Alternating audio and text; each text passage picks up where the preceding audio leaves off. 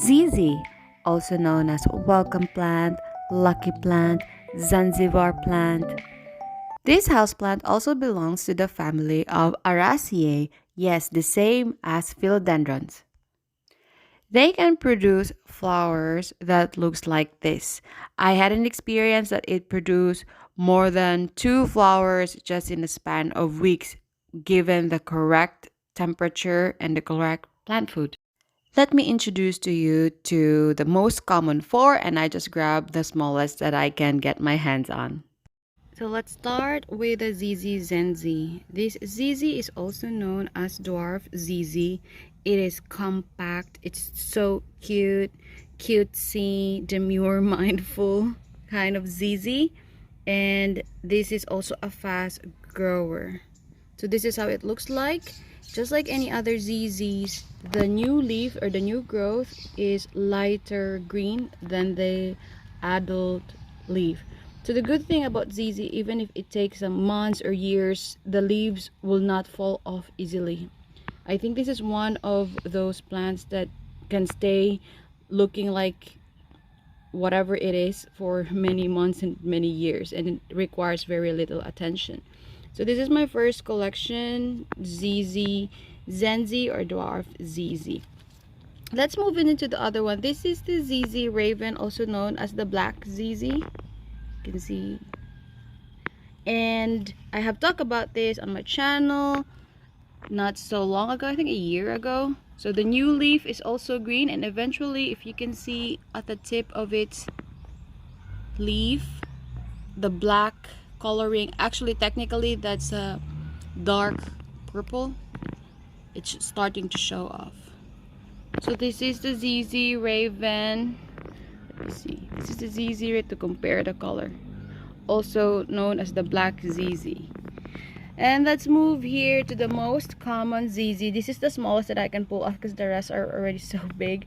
This is the ZZ Emerald. This is what you see all over in malls, in stores, because this is so easy to grow. And you see, I just move it here, and then there's just a new growth, right? And then there's another one coming. Where's that? There's a new growth coming here. Yeah, here. So here. And this is how the rhizome looks like. So when you plant it, or you propagate it, I mean, either you propagate it as a plant it is, you know, just separate it, or you propagate it via leaf. I think I propagate this via a stem cut. So, and then it will form something that looks like this.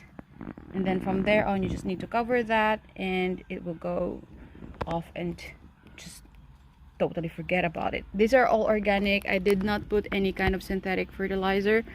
Some of the leaf damage, I'm not really sure if it's because of the heat, or, you know, my cat could be a suspect, but some of the leaf are damaged, but it's still very beautiful as it is. It is not the same as situation as my other plants in the condo. So this is the Variegated ZZ, from its name, variegated.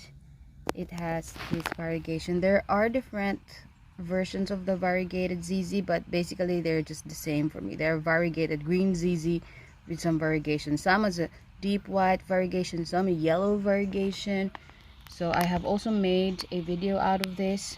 What are the pros and cons of having a variegated ZZ?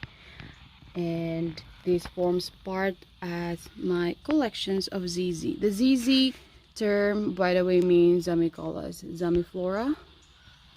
So some of them are being tagged as, really, that's so toxic, you know, if you eat that, like, why do you eat a house plant? You know, your last relationship is more toxic than a ZZ, that's why you're no longer together. So, you know, that's how it is.